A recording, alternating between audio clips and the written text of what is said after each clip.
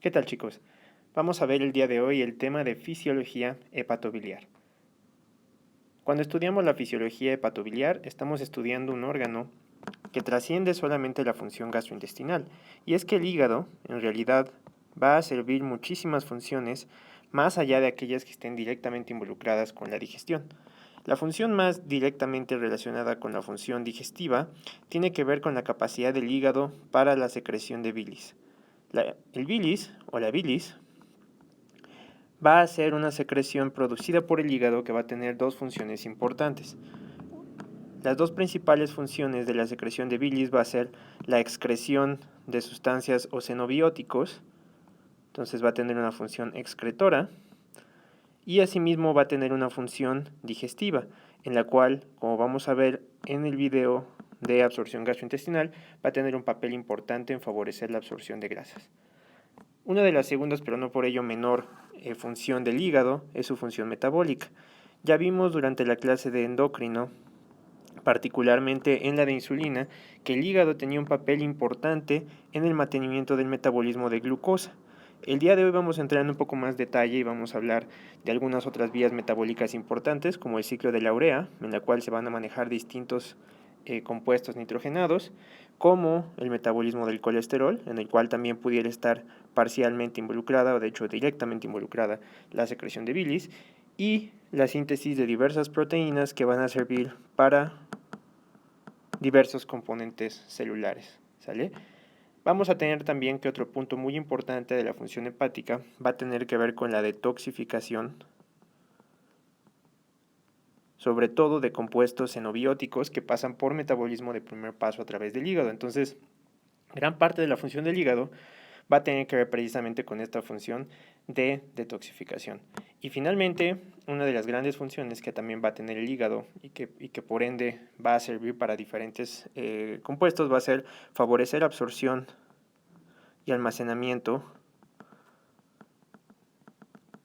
de algunas vitaminas, sobre todo las vitaminas liposolubles,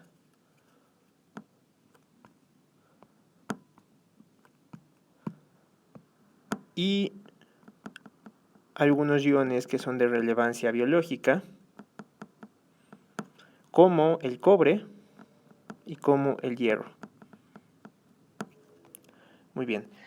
Una de las cosas más importantes que tenemos que entender es la arquitectura del hígado, debido a que su arquitectura va a determinar en gran medida su función.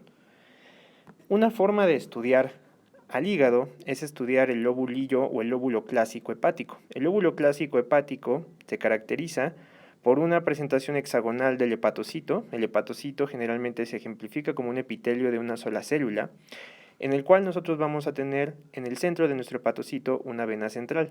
Y vamos a tener triadas, a las cuales vamos a conocer como triadas portales, que se van a encontrar en cada una de las aristas del hexágono de nuestro hepatocito. Esas triadas portales van a estar compuestas por una vena portal, una arteria hepática y un ducto biliar. ¿Sale? Estos hepatocitos van a estar directamente en contacto y en comunicación con otros hepatocitos y van a formar entre sus hendiduras de membrana los lúmenes de los canalículos biliares. Como habíamos comentado, una de las principales funciones que va a tener el hígado es favorecer la producción de bilis. Entonces, esta bilis, que va a ser producida por los hepatocitos, va a ser secretada directamente hacia los canalículos biliares, y estos canalículos biliares inicialmente van a estar formados por invaginaciones de la membrana apical de los hepatocitos. Entonces, estas más bien evaginaciones de membrana van a generar este lumen del canalículo biliar, que es donde se va a llevar a cabo la secreción activa de bilis para su circulación inicial en el parénquima hepático.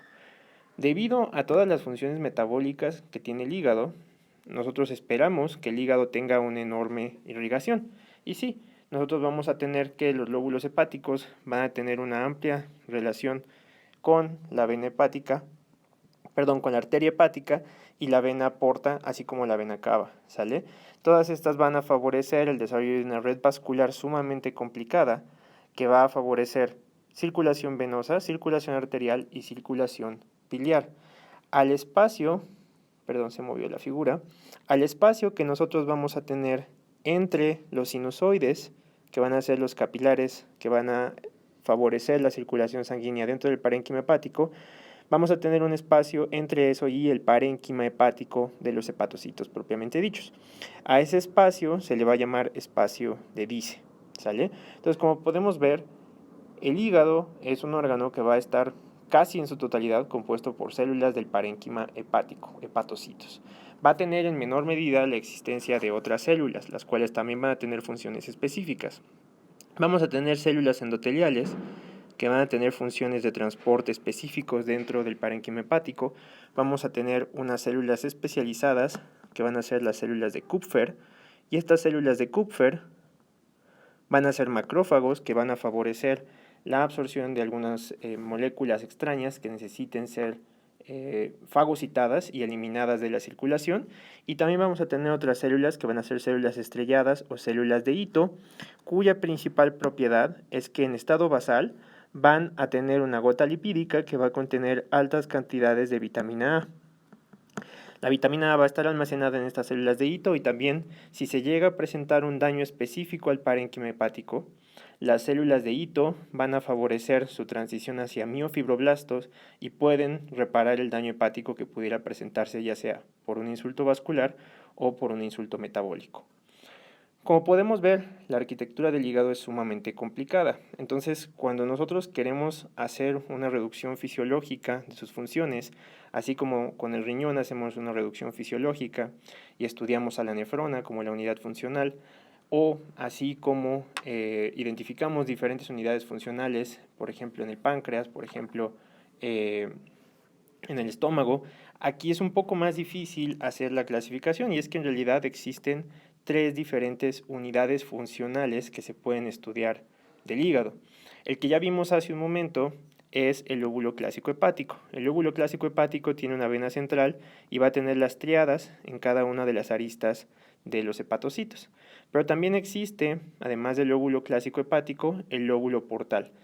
El lóbulo portal va a tener como propiedad que va a ser el punto en el cual los hepatocitos, hacia donde los hepatocitos van a drenar su bilis. Lo voy a poner con verde para que quede un poquito más claro. Pero entonces vamos a considerar a la porción de parénquima hepático que drena hacia cierto ducto biliar. Entonces, por ejemplo, aquí tenemos este triángulo en el cual estas porciones del parénquima hepático drenan hacia este ducto biliar en específico. Y por último, tenemos la clasificación que ahora va a estar en función de la irrigación del hígado. Y este que está en función de la irrigación del hígado se le llama asino portal. El asino portal va a ofrecer una clasificación, la cual se conoce como zonas de Rappaport. Y esta clasificación funcional va a tener relación directa con la irrigación arterial.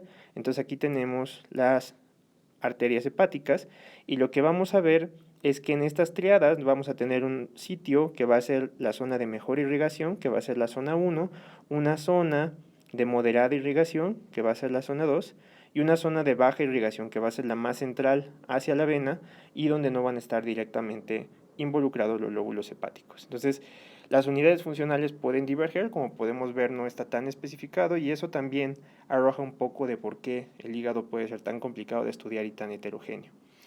Con respecto a la última clasificación, en particular del asino portal, nosotros vamos a tener que cuando consideramos como unidad funcional a nuestro asino portal, nosotros tenemos que la clasificación de Rappaport de zona 1, zona 2 y zona 3 en realidad es aquella que tiene las implicaciones fisiológicas más identificables. Debido a que la zona 1 es la zona mejor irrigada, va a ser la zona que va a tener una mayor resistencia ante un insulto isquémico, ¿sale? Debido a que va a tener la mayor disponibilidad de oxígeno, la mayor disponibilidad de factores que van a favorecer cicatrización, que van a favorecer regeneración celular, la zona 1 va a ser la zona que va a resistir mejor a un estímulo isquémico. Conforme nos movemos más hacia acá, ahora llegamos a la zona 3 y la zona 3, debido a que va a ser la zona más distal, va a tener un papel muy importante en la detoxificación. Entonces, aquello que no se haya logrado detoxificar, que se esté acumulando en el parénquima hepático, es hacia dónde se va a tomar el papel de la detoxificación. Sin embargo, cuando se han hecho estudios de expresión sobre cómo difieren estas tres zonas de la sinoportal, encontramos que en realidad sí hay algunas diferencias que son muy notorias en el parénquima hepático. En la zona 1 vamos a encontrar algunos procesos celulares que van a ser muy ricos en ATP, ¿sale? Entonces vamos a tener, por ejemplo, el catabolismo de aminoácidos, la gluconeogénesis. Recordemos que una de las principales funciones metabólicas del hígado es promover la producción hepática de glucosa, y esto lo puede hacer a través de gluconeogénesis y de degradación de glucógeno, la síntesis de colesterol, sobre todo a través de la expresión de hidroximetilglutarail-coenzima reductasa, la ureagénesis, que es la principal vía a través de la cual se eliminan los grupos NH4 generados por el catabolismo de aminoácidos, así como el flujo biliar dependiente de o el flujo de bilis dependiente de ácidos biliares y el metabolismo oxidativo, sobre todo la beta oxidación. Entonces, todos los que son altamente dependientes de energía ocurren en la zona 1, mientras que en la zona 3 ocurren procesos metabólicos que son moderadamente menos dependientes de energía, como la glucólisis, la síntesis de glucógeno, la liponeogénesis, la síntesis de ácidos biliares, la cetogénesis, la síntesis de glutamina, que es muy importante para la detoxificación, y vamos a hablar de ello un poco más adelante, el flujo biliar independiente de ácidos biliares y la detoxificación de fármacos, la cual también va a tener un papel crucial. Entonces, en esta zona 3, nosotros vamos a tener la expresión de un grupo de enzimas que van a ser muy importante para la transformación de sustancias en el hígado. Ustedes recordarán de sus clases de farmacología que nosotros vamos a tener en el hígado reacciones de fase 1, reacciones de fase 2 y reacciones de fase 3. La principal familia que va a estar involucrada en estas reacciones de detoxificación va a ser un grupo de enzimas que van a pertenecer a la familia del citocromo P450. El citocromo P450 se llama así porque es una molécula que contiene un grupo M, y ese grupo M, cuando tiene unido un monóxido de carbono, absorbe adecuadamente una longitud de onda de 450 nanómetros. Entonces nosotros vamos a tener que las enzimas del P450 van a participar en diferentes reacciones de detoxificación. Tenemos reacciones de fase 1, que en las reacciones de fase 1 generalmente vamos a tener una sustancia que le vamos a llamar RY, y lo que va a pasar en las de fase 1 es que generalmente se va a agregar, de hecho vamos a ponerlo como un RH porque es más frecuente que esté en un medio acídico, es RH y generalmente es una reacción oxidativa, ¿sale?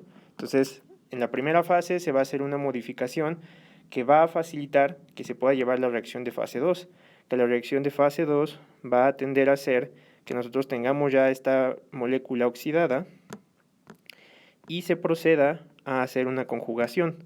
Entonces, aquí se pueden hacer diferentes tipos de conjugación. Entonces, podemos tener RaOH más un conjugado.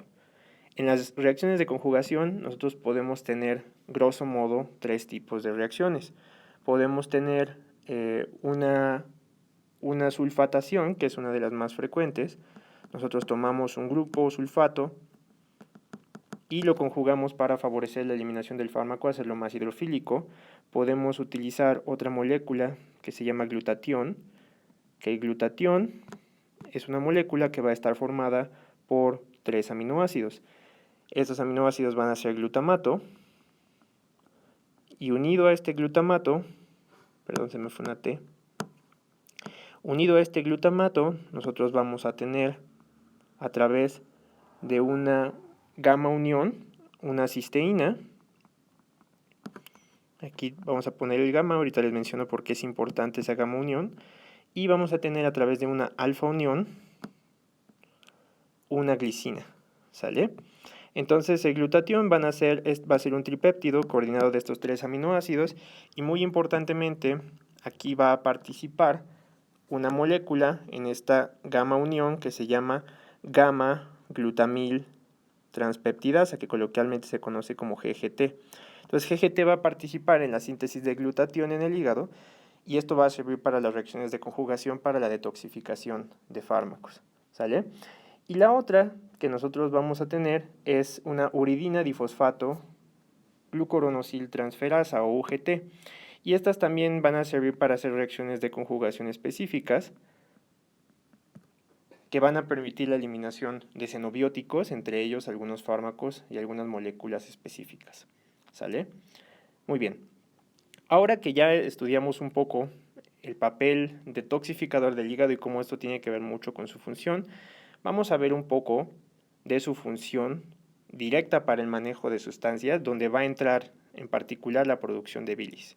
Entonces ya habíamos comentado que las membranas celulares de los hepatocitos eran los que formaban inicialmente los canalículos biliares. Acá podemos ver esta forma de malla, como de malla de gallinero, que van a retomar nuestros canalículos biliares, y estos canalículos biliares van a drenar entre sí hacia algunos ductos biliares terminales, que van a formar después un ducto biliar perilobular y van a drenar hacia un ducto biliar interlobular. Estos se van a empezar a juntar en algunos ductos ya propiamente. Acuérdense que primero son canalículos, luego son dúctulos, luego ya son ductos, y los ductos hepáticos van a formar entonces el ducto hepático derecho, el ducto hepático izquierdo, que se van a formar hacia el ducto hepático común, y aquí vamos a tener una bifurcación hacia una estructura epitelial que va a estar directamente en el borde inferior derecho del hígado, el cual se conoce como vesícula biliar. La vesícula biliar va a tener como principal función hacer una concentración de la bilis, ¿sale? Entonces va a favorecer la concentración y almacenamiento de bilis, de tal suerte que en situaciones donde tuviera que ser removida, déjenme borrar esto porque quedó un poco grande. Entonces, la concentración y almacenamiento de bilis que va a llevar a cabo la vesícula biliar puede ser sustituida por los ductos hepáticos en los casos donde es requerida una colecistectomía. Esto puede ocurrir porque se necesite hacer un tratamiento por una colecistitis o por alguna otra intervención quirúrgica. Y entonces estos ductos el ducto hepático común se va a juntar con el ducto cístico y van a formar el ducto biliar común. El ducto biliar común va a desembocar hacia el duodeno, hacia la segunda porción del duodeno en particular, y acá se va a juntar con el ducto pancreático. Este tiene esta secreción pancreática que ya estudiamos en la última clase, que va a ser rica en bicarbonato y rica en zimógenos, que van a estar involucrados en la digestión. Entonces, nosotros tenemos además ahí que estas dos secreciones van a drenar hacia el duodeno a través de la ampulla de Vater, y lo que va a determinar que se drene o no el contenido del ducto biliar común y del ducto pancreático va a ser una estructura de músculo liso que se llama esfínter de Oddi. El esfínter de Oddi va a ser una acumulación de músculo liso que va a determinar que se secrete o no el contenido de los ductos biliares y del ducto pancreático. Particularmente, este esfínter de Oddi va a ser modulado desde el punto de vista hormonal por la colecistocinina. Recordaremos que la colecistocinina es producida por células I del duodeno, en particular en respuesta a la estimulación por peptonas o por lípidos. ¿Sale? Entonces, cuando nosotros tenemos un alimento rico en lípidos o un alimento rico en peptonas, pero muy importantemente un alimento rico en lípidos, esto estimula las células I del duodeno para liberar colecistocinina, lo cual va a ocasionar la relajación del esfínter de Oddi. La relajación del esfínter de Oddi va a favorecer que se lleve a cabo la liberación de la bilis. La principal función que va a tener aquí, en este caso la bilis, es emulsificación de componentes lipídicos de la dieta, y al emulsificarlo, esto lo vamos a ver más a detalle en la próxima clase, va a favorecer la formación de micelas y por lo tanto la reabsorción de las grasas. Otra cosa que va a ocurrir aquí también a nivel hormonal con la colecistocinina es que además de relajar el esfínter de Oddi, va a favorecer la contracción de la vesícula, ¿sale? Entonces, la colecistocinina, dentro de la función de la vesícula biliar, la colecistocinina, que es secretada por las células I del duodeno, va a tener dos funciones importantes en la fisiología biliar. La primera va a ser relajación del esfínter de Oddi, y la segunda va a ser contracción de la vesícula biliar. Entonces, de hecho, la colecistocinina explica por qué cuando nosotros tenemos un lito o una inflamación importante en la vesícula biliar, generalmente los síntomas se manifiestan después de comer alimentos ricos en grasas. Y es que los alimentos ricos en grasas, a través de sus componentes lipídicos, estimulan a las células I del duodeno, liberan colecistocinina y entonces hay contracción de la vesícula. Al haber contracción de la vesícula contra una piedra, por ejemplo, contra un lito en la vesícula biliar, esto puede ocasionar mucho dolor, ¿sale? O también puede ocasionar un mayor flujo biliar y con ello tener una mayor movilidad de bilis a lo largo de esta secreción, ¿sale? Entonces, ahora que ya estudiamos un poco de la morfología, vamos a tratar de ver cómo es que el hígado lleva a cabo sus funciones. Entonces, acá tenemos un modelo de cómo se va a llevar a cabo la función de un hepatocito. Entonces, generalmente vamos a tener una sustancia que va a estar contenido en los sinusoides hepáticos. Pasa hacia el espacio de Dice y es reabsorbido a través de la membrana hacia el interior del hepatocito.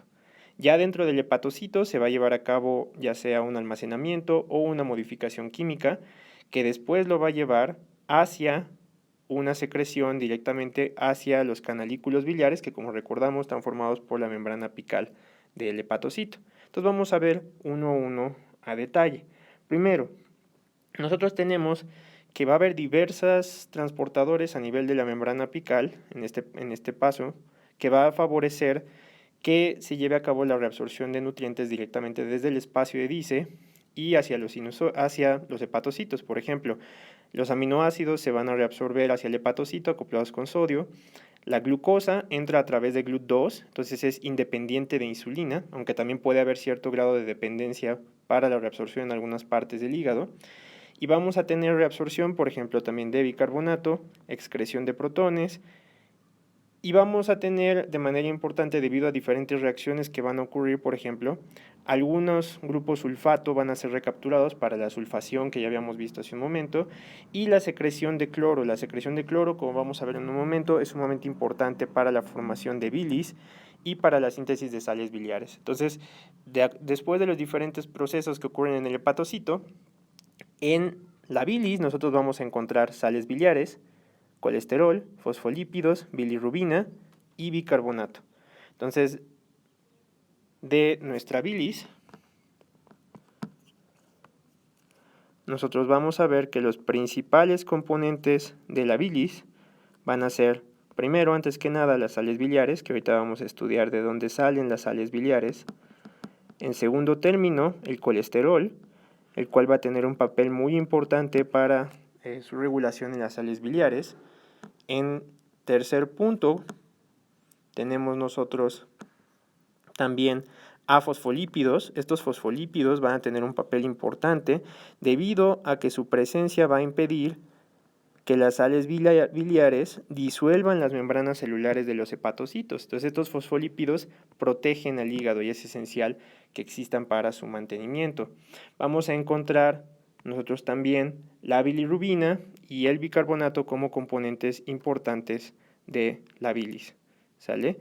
Entonces vamos a ver ahorita con mayor detalle de dónde sale la bilirrubina, de dónde salen las sales biliares y de dónde sale el bicarbonato para favorecer la composición de la bilis, ¿sale? Muy bien. Ahora, en un segundo término, nosotros vamos a ver que diferentes fármacos que van a ser ingeridos van a tener dos formas. Van a tener una forma que va a tender a ser protonada, vamos a escribirla como HA, y una forma que va a ser desprotonada, en la cual nosotros vamos a tener los hidrogeniones solos y la A en forma de una base.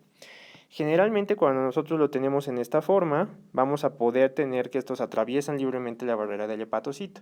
Cuando están como una forma aniónica, diferentes fármacos, estos van a tener que ser reabsorbidos a través de transportadores de aniones orgánicos. Entonces estos transportadores de aniones orgánicos generalmente van a funcionar acoplados con bicarbonato y van a favorecer diferentes reacciones. Por ejemplo, aquí tenemos una reacción de conjugación, pudiera ser con glucurónido.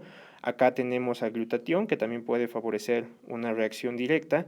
Y que una vez que ya están conjugados a través de reacciones de fase 1 y de fase 2, van a ser secretados por la vía activa, que a veces se conoce como fase 3, hacia los canalículos biliares, ¿sale? El glutatión va a tener un papel muy importante de detoxificación de diversas sustancias y es por eso que es importante que lo reconozcamos como un componente tripéptido muy frecuentemente utilizado. Por eso la gamma-glutamiltranspeptidasa, ampliamente expresada en el hígado, que favorece la gamma-escisión del glutatión, puede favorecer o puede ser una enzima de escape que nos sirva para entender la función o la acumulación de bilis, por ejemplo, en el hígado, ¿sale? Y finalmente tenemos los ácidos biliares y las sales biliares, ¿sale? Entonces ahorita vamos a ver que las bilirrubinas y las sales biliares van a ser transportadas a través de algunos transportadores específicos que se van a expresar en la membrana. El más conocido es este que se llama NTCP. NTCP es un polipéptido cotransportador de sodio taurocolato y a través de su acoplación con sodio va a favorecer la reabsorción de sales biliares conjugadas y no conjugadas. Ahorita vamos a ver cuál es la diferencia entre una y otra. Las sales biliares se van a procesar y ya sea si se reabsorbieron en su forma conjugada, pues ya se van a secretar directamente hacia la bilis, y si no, se pueden hacer conjugaciones internas en el hepatocito que pueden favorecer su reabsorción, ¿sale? Entonces, como podemos ver, en el procesamiento hepático vamos a tener diversas transformaciones que van a favorecer que se hagan modificaciones directas a las sustancias en el interior del hepatocito para su secreción final hacia la bilis, ¿sale? Entonces, primero vamos a estudiar uno de los componentes que ya habíamos mencionado hace un momento, que es la bilirrubina, ¿sale? Entonces, ¿cómo es que la bilirrubina va a estar presente en la bilis? Primero, la bilirrubina va a ser el resultado del metabolismo del grupo M de la hemoglobina. Entonces, nuestra hemoglobina, una vez que ya es degradada, vamos a tener nosotros la separación hacia nuestro grupo M. Nuestro grupo M va a ser transformado por la oxigenasa del grupo M y la va a convertir en biliverdina. Biliverdina ya no va a tener la coordinación del átomo de hierro, la cual se va a eliminar al ser procesada, y biliverdina después se va a transformar en bilirrubina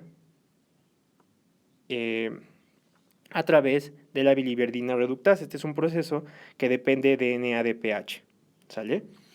Ahora, la bilirrubina, cuando nosotros la vamos a tener así presente directamente desde el metabolismo de la hemoglobina, nosotros le vamos a llamar bilirrubina indirecta, ¿sale? O bilirrubina no conjugada. Entonces, la bilirrubina indirecta o no conjugada es la que proviene directamente de la hemoglobina. En algunas condiciones clínicas, como la hemólisis, que la hemólisis es la destrucción de los eritrocitos, nosotros vamos a tener que puede ocurrir ictericia. La ictericia es un síndrome clínico caracterizado por una coloración amarillenta de las escleras, de las palmas y de algunas superficies del cuerpo, que va a ser ocasionada por una acumulación de bilirrubina. Cuando esta ictericia ocurre por hemólisis, se va a caracterizar por una elevación de la bilirrubina indirecta. Cuando ustedes midan bilirrubinas van a poder medir de dos tipos, directa e indirecta. La indirecta nos va a indicar que esta está ocurriendo por hemólisis porque es la que se presenta directamente a través de biliverdina reductasa, ¿sale? Esta bilirrubina puede estar acoplada, por ejemplo, a albúmina, y entonces se va a poder absorber por diferentes vías. Si esta bilirrubina ya está conjugada, o sea que se le unieron diferentes sustancias para favorecer su reabsorción, a esta ya la vamos a encontrar directamente en el parénquima hepático y se le va a llamar como tal bilirrubina conjugada. Si no, la bilirrubina indirecta va a ser absorbida ya sea por vías electrogénicas o electroneutrales, y dentro del retículo endoplásmico se va a conjugar con ácido glucurónido. Entonces el ácido glucurónido es la que va a favorecer la formación de la bilirrubina en su forma directa, y esa es la que se va a secretar ultimadamente hacia el canalículo biliar. Entonces no es normal que nosotros tengamos bilirrubina indirecta en el canalículo biliar, aunque sí puede haber, y tampoco es tan normal que nosotros tengamos bilirrubina conjugada en la circulación. La presencia de bilirrubina conjugada en la circulación generalmente te habla de que algo está obstruyendo el flujo biliar. Entonces no estamos pudiendo llevar la bilirrubina conjugada hacia la circulación biliar y por lo tanto esta se está acumulando en la circulación. Entonces cuando la bilirrubina directa, esta la voy a poner con verde, cuando la bilirrubina directa está aumentada, y la ictericia se pudiera deber a eso, puede asociarse a que nosotros tengamos una obstrucción en la vía biliar, ¿sale? Entonces podemos tener una ictericia obstructiva o una colestasis, ¿sale? Ahora, esta bilis que ya fue secretada, que es conjugada, pues se va a mover a través de todo el árbol biliar, se acumula en la vesícula biliar donde se le van a hacer algunas modificaciones y esta después, cuando se favorece su secreción a través de colecistocinina posterior a la dieta, se va a liberar directo hacia el duodeno, donde la bilirrubina va a poder ser transformada por algunas enzimas microbianas hacia ya sea urobilinógeno, y este urobilinógeno se puede presentar en orina o hacia estercobilina, y la estercobilina es la que le va a dar color a las heces. Cuando nosotros tenemos algún problema con la secreción de bilis, que pudiera ser alguna obstrucción, nosotros podemos tener un fenómeno que se llama como acolia. Entonces aquí, como no estamos teniendo presencia de bilirrubina en el intestino delgado, este no se convierte hacia estercobilina y la estercobilina va a tener la propiedad que es la que le va a dar el color característico a las heces. Entonces, si nosotros no tenemos estercobilina, se va a presentar una deposición que no va a tener el color característico, sino que va a ser más bien pálido, y entonces vamos a tener un fenómeno clínico que se conoce como acolia. ¿Sale? Entonces, así es como nosotros vamos a tener el procesamiento de la bilirrubina. La bilirrubina últimamente también se va a poder encontrar en la bilis, ¿sale? Muy bien, ahora, nosotros vamos a tener que en nuestras vías de detoxificación, nosotros vamos a querer también que aquí en la bilis se vayan algunos compuestos que nosotros hayamos procesado y favorecido su detoxificación a través del sistema microsomal hepático. Entonces, vamos a tener que los cationes orgánicos que provienen de la circulación van a ser reabsorbidos, ¿sale? Y van a ser posteriormente ya sea modificados a través de reacciones de fase 1 y de fase 2 y son eventualmente secretados hacia los canalículos biliares. Esto lo mismo ocurre con el colesterol cuando se produce. Ahorita vamos a hablar un poco del colesterol.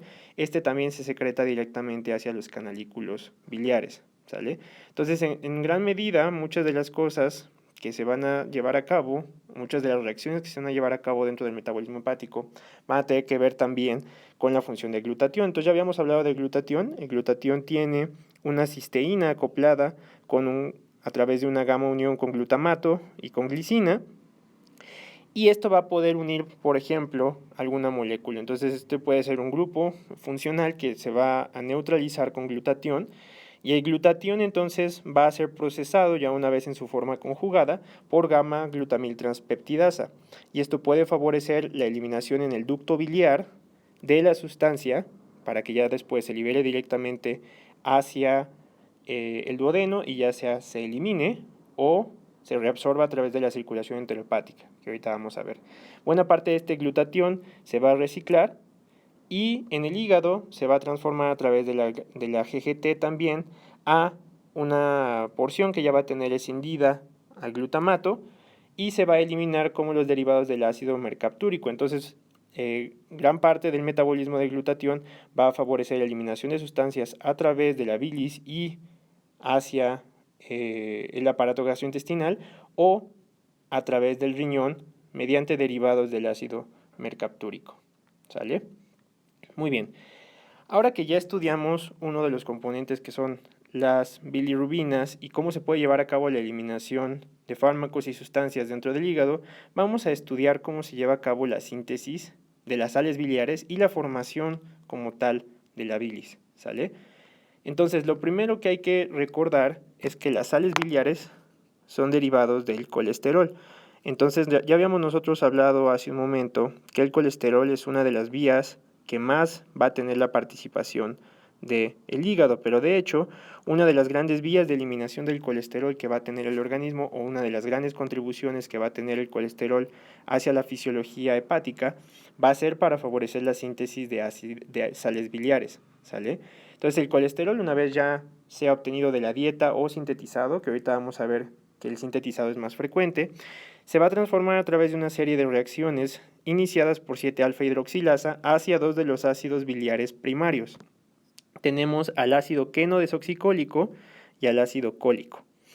El ácido queno desoxicólico y el ácido cólico generalmente van a ser las sales biliares primarias que van a ser secretadas directamente hacia los canalículos biliares y una vez en el tracto gastrointestinal pueden ser modificados por bacterias, ¿sale?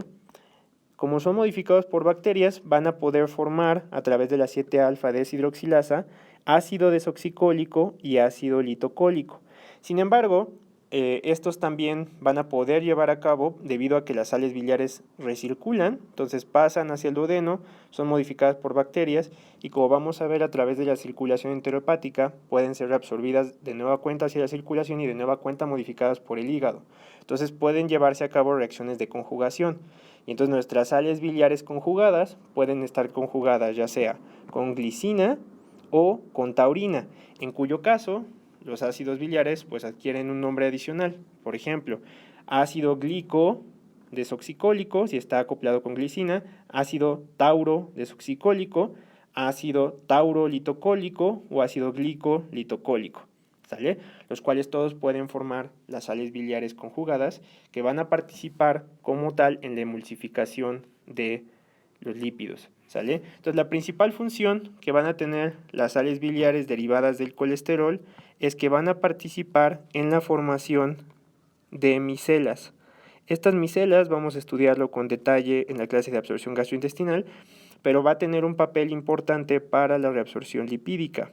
Esta reabsorción lipídica va a ser facilitada por las sales biliares y cuando nosotros no tenemos sales biliares o cuando no tenemos un flujo biliar correcto podemos tener mala absorción también de lípidos, ¿sale?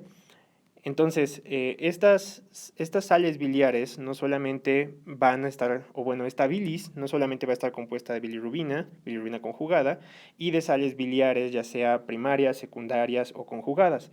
Vamos a tener que después de su secreción inicial en los canalículos biliares, una vez que se empieza a movilizar a través de los ductos biliares, aquí ya vamos a encontrar algunos grupos celulares que van a ser epiteliales, pero que no van a ser hepatocitos.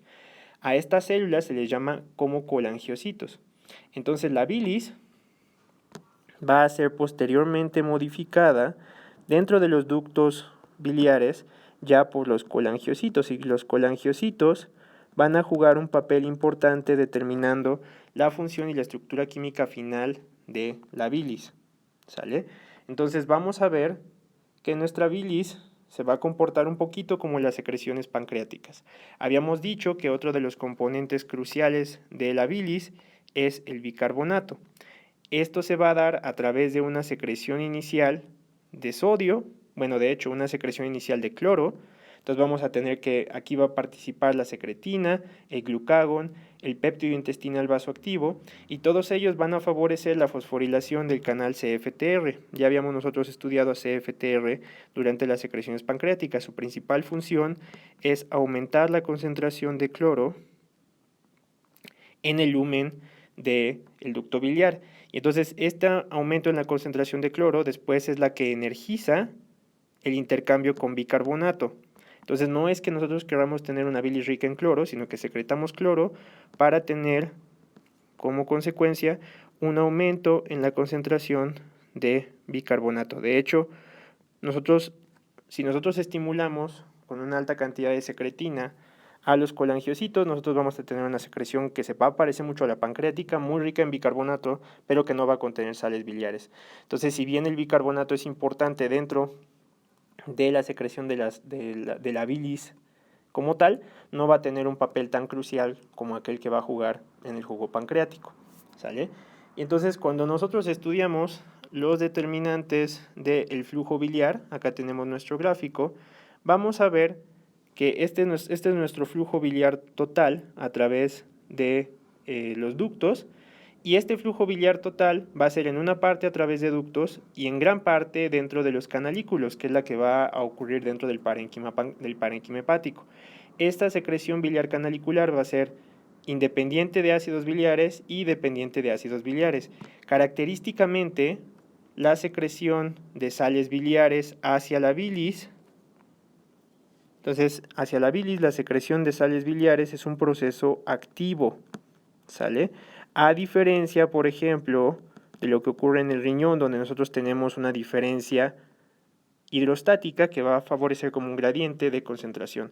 En este caso, la secreción de sales biliares va a ser activa y cualquier cosa que la modifique pues puede ocasionar alteraciones en el flujo biliar, ¿sale?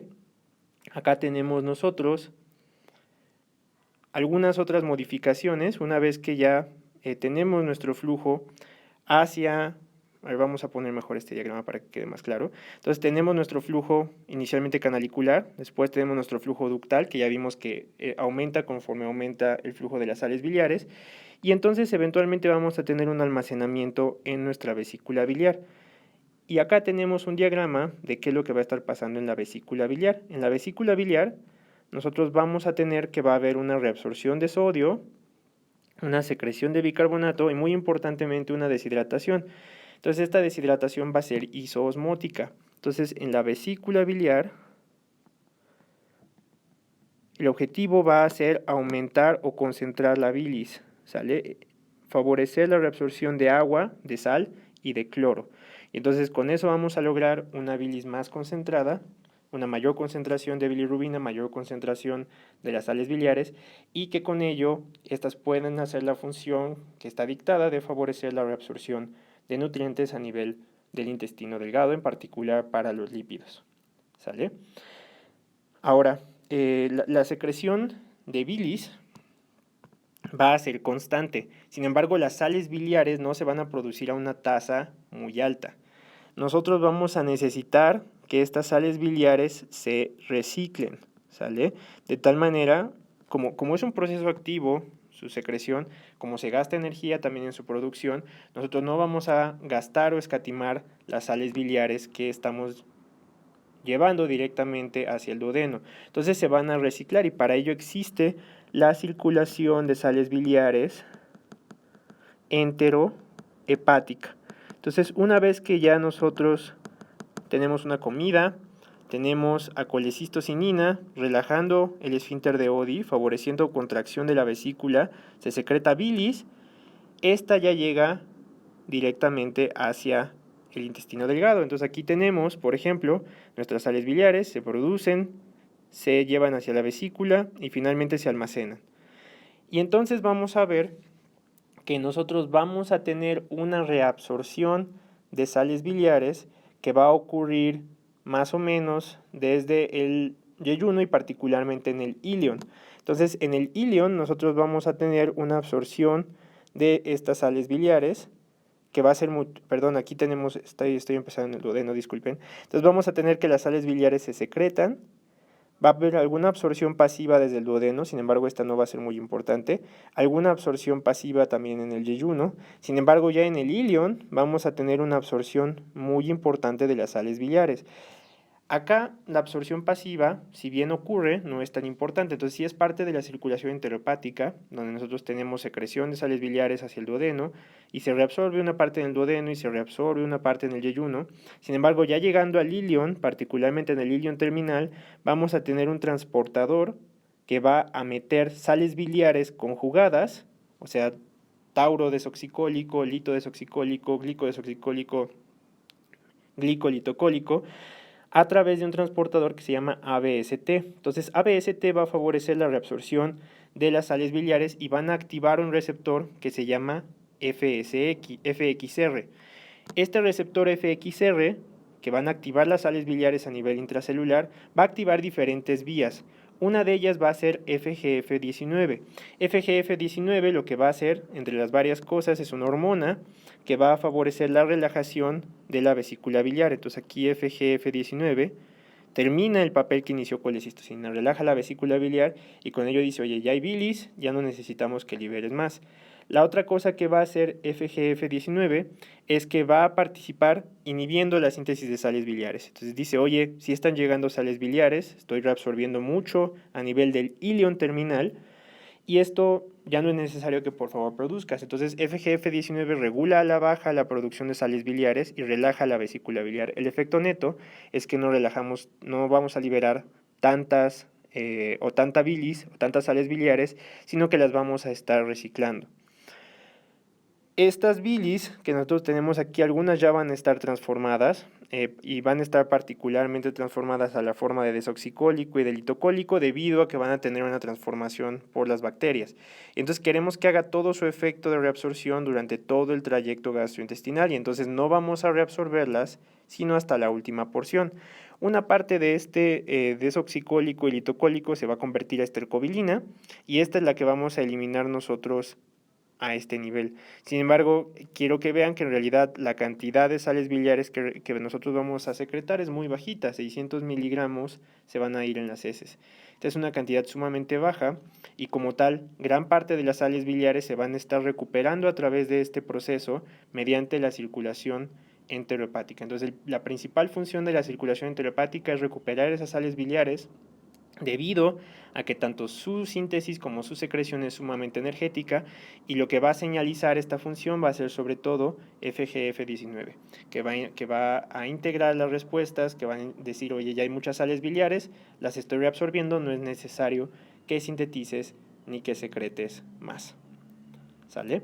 Muy bien, y ahora ya nada más para terminar, vamos a hablar un poco de las funciones metabólicas del hígado. En sus funciones metabólicas nosotros vamos a encontrar diferentes papeles muy importantes, pero que a veces se abordan con mayor detalle en otros cursos. Entonces, el primero es el ciclo de la urea. ¿Sale? El ciclo de la urea va a jugar un papel muy importante para favorecer la eliminación de NH4, de amonio, que se va a eliminar generalmente como urea directamente hacia el riñón.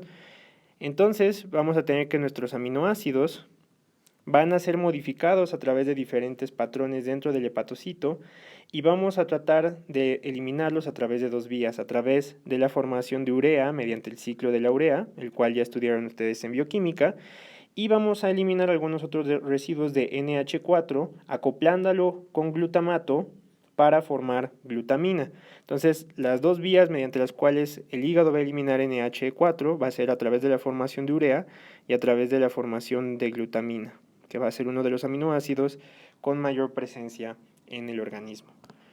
La segunda función metabólica más importante del hígado va a ser la gluconeogénesis y la síntesis de glucógeno. Entonces, el hígado va a funcionar como un reservorio de glucosa, de tal suerte que también va a ser un lugar donde nosotros vamos a englobar estas dos funciones de gluconeogénesis y tanto de síntesis de glucógeno como de glucogenólisis como producción hepática de glucosa. ¿Sale? Y entonces en condiciones de ayuno, nosotros vamos a tener que el hígado va a tener la capacidad de aumentar la producción hepática de glucosa a través de gluconeogénesis y como ya está sintetizado el glucógeno, este glucógeno posteriormente puede llevar a cabo glucogenólisis. En condiciones donde nosotros no podemos llevar a cabo la beta oxidación, nosotros vamos a poder también tener la síntesis de cuerpos cetónicos. Entonces, la síntesis de cuerpos cetónicos también se va a llevar importantemente en el hígado y va a favorecer la formación de beta-hidroxibutirato, de acetoacetato, los cuales pueden servir como sustrato energético también durante el ayuno. Sin embargo, quizá una de las vías metabólicas que vamos a platicar ahorita a detalle y que es de las más importantes va a ser la síntesis de colesterol. ¿Sale? Y es que el hígado va a ser una de las principales fuentes de colesterol del organismo. El colesterol en realidad proviene en una baja proporción de la dieta, equivale al 15% del colesterol que nosotros tenemos en circulación, mientras que la producción hepática de colesterol contribuye aproximadamente en un 85%. Esto es una contribución sumamente alta y determina que el hígado es uno de los principales centros de regulación de la producción, empaquetamiento y procesamiento de colesterol. Entonces aquí tenemos nosotros una caricatura donde vamos a ver los diferentes mecanismos mediante los cuales el hígado maneja el colesterol. Tenemos una vía exógena. Esta vía exógena evidentemente viene de la reabsorción gastrointestinal de lípidos, que se va a llevar a cabo a través de kilomicrones. Esto lo vamos a ver más con detalle la próxima vez. Estos kilomicrones, que ya contienen fosfolípidos, triglicéridos, colesterol, vitaminas liposolubles, van a irse directamente hacia el endotelio, donde la lipoproteína lipasa lo va a escindir en ácidos grasolibres y glicerol. Y van a quedar algunos remanentes de kilomicrones que van a contener, desde luego, triglicéridos y colesterol. Entonces, los componentes dietéticos van a pasar de los kilomicrones hacia los remanentes y van a ser reabsorbidos directamente por el hígado. Y vamos a tener una vía endógena, en la cual vamos a tener síntesis de colesterol. Y esta síntesis de colesterol se puede ir hacia dos vías, hacia la formación de ácidos biliares y bilis. O sea, el colesterol, recordemos, como les había mencionado hace un momento, también se puede ir directo hacia la bilis, y entonces nosotros vamos a tener que una de las rutas puede ser que el colesterol se vaya hacia los ácidos biliares y hacia la bilis, o que se lleve como producto lipídico para los diferentes papeles que va a jugar el colesterol, que es para dar estabilidad a la membrana celular y para favorecer la síntesis de hormonas esteroideas. Entonces aquí es donde lo van a llevar hacia la corteza suprarrenal, hacia el testículo, hacia el ovario, para favorecer la síntesis de las hormonas esteroideas.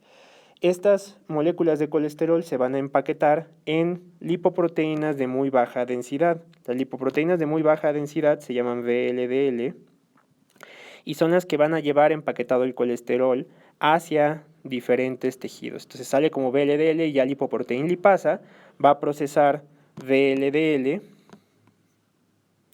hacia ya sea IDL, la cual se va a reciclar directamente hacia el hígado, o hacia LDL.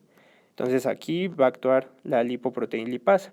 Entonces ya VLDL ya procesado, ya habiendo dejado sus ácidos grasos libres, su glicerol, su colesterol, va a llevarlo hacia LDL, y entonces LDL, que es el que coloquialmente se conoce como el colesterol malo, va a ser reabsorbido a través del receptor de LDL que se expresa en el hepatocito, y una vez que se pega, se endocita generalmente todo el transportador. Entonces, este LDL, cuando no se endocita adecuadamente a través del receptor por diferentes factores, por ejemplo, el hipotiroidismo hace que no se exprese el receptor de LDL, entonces no se puede reabsorber este colesterol. O algunas mutaciones como en hipercolesterolemia familiar en el receptor pueden impedir que se mute, ¿sale? Y entonces nosotros además tenemos una proteína que se llama PCSK9. PCSK9 es una proteína que lo que va a hacer es que se va a pegar y va a degradar al receptor de LDL. Entonces se han desarrollado intervenciones farmacológicas para inhibir a PCSK9 con anticuerpos monoclonales como el evolocumab, y al inhibir a PCSK9 aumenta la expresión del receptor de LDL en el hepatocito y se puede reintegrar o reabsorber este LDL, lo cual reduce el riesgo cardiovascular, ¿sale? Este colesterol que ya se libera hacia los tejidos después puede ser recaptado por las HDLs, y las HDLs lo pueden llevar de regreso hacia el hígado a través del receptor SRB1 o a través de una vía que está mediada por CETP, que va a favorecer otra vía. Entonces acá de las LDLs pueden recaptarlo también las HDLs, y las HDLs a través de un mecanismo que se llama transporte en reversa del colesterol lo pueden regresar hacia el hígado, ¿sale? Entonces el hígado va a ser un centro muy importante que va a regular tanto la producción de estas lipoproteínas como la síntesis de colesterol. Y es que la síntesis de colesterol, recuerden, tiene como enzima clave a la hidroximetilglutarilcoenzima reductasa, perdón, es esta, que va a favorecer la transformación de 3-hidroximetilglutarilcoenzima A hacia mevalonato. Y entonces aquí van a actuar un grupo farmacológico que son las estatinas. Entonces, ¿por qué es necesario, cuando queremos bajar el colesterol, dar una estatina? Porque, primero, la principal producción de colesterol tiene origen hepático en un 85%, y entonces en un paciente que tiene una dislipidemia muy importante, solamente controlar la dieta no va a bajar el colesterol. Necesitamos dar una estatina que disminuya la producción hepática de colesterol, ¿sale? Y bueno, ahora que ya estudiamos sus funciones metabólicas, vamos a hablar de las últimas dos funciones, o de las últimas tres funciones del hígado.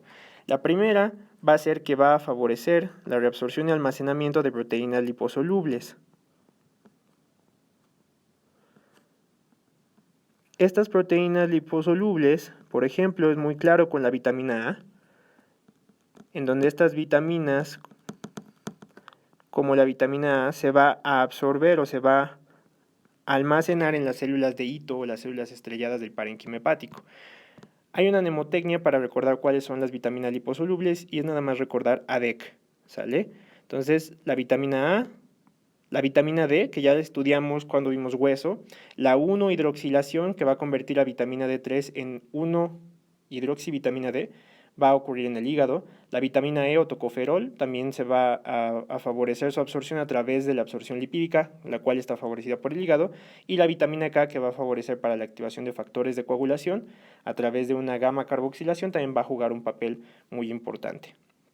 Y finalmente, el hígado va a jugar un papel muy importante en la reabsorción de cobre. Entonces, ustedes van a escuchar durante su curso de genética clínica que el cobre o que existe una enfermedad autosómica recesiva que es la enfermedad de Wilson.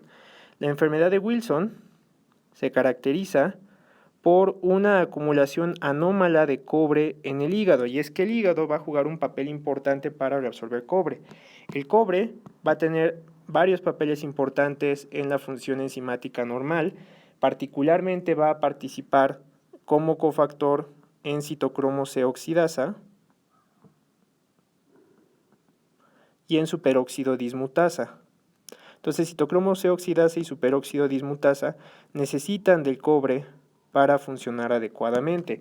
Entonces, generalmente, el cobre se va a reabsorber en el yeyuno. Esta reabsorción en el yeyuno va a estar mediada por un transportador que se llama CTR1. Y una vez que se reabsorbe directamente hacia el yeyuno, se va a llevar hacia el hígado, y lo que se necesita, ya que está en el hígado, es que en el trans-Golgi se preprocese para favorecer su unión a una proteína que se llama apoceruloplasmina. Entonces, para transportar dentro del hepatocito hacia el trans-Golgi al cobre, se necesita una proteína que se llama ATP7B. La mutación de ATP7B impide que el cobre pase hacia el trans-Golgi, porque una vez que el cobre ya está dentro del hepatocito, lo va a llevar hacia el trans-Golgi y entonces se va a juntar con apoceruloplasmina, y la apoceruloplasmina es lo que lo va a convertir después en ceruloplasmina. La ceruloplasmina es la que va a favorecer que el cobre se distribuya y pueda tener sus funciones enzimáticas en diferentes tejidos. La mutación de ATP7B va a ocasionar enfermedad de Wilson.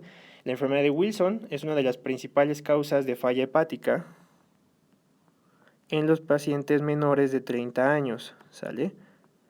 Y muy característicamente ustedes probablemente hayan oído o vayan a oír de la enfermedad de Wilson porque va a ocasionar una acumulación corneal de cobre que es característica, que se llaman anillos de Kaiser-Fleischer. Entonces, debido al papel crucial que también tiene el hígado en regular la reabsorción de cobre, cuando hay una mutación de ATP7B, vamos a tener baja unión de cobre a apoceruloplasmina, por lo tanto, bajos niveles de ceruloplasmina. No vamos a tener la función normal del cobre en superóxido dismutasa y en citocromo C oxidasa, y esto puede ocasionar también algunas alteraciones hepáticas y neuropsiquiátricas que se van a englobar en la enfermedad de Wilson. Y finalmente, y con más detalle vamos a verlo en la clase de absorción gastrointestinal, el hígado va a participar directamente en la reabsorción de hierro, la cual, como ya sabemos, es indispensable para el mantenimiento normal de la función de la hemoglobina. Finalmente, el hígado va a tener una función muy importante de síntesis de proteínas. Entonces acá tenemos una lista de todas las principales proteínas producidas por el hígado. Como podemos ver, son muchísimas.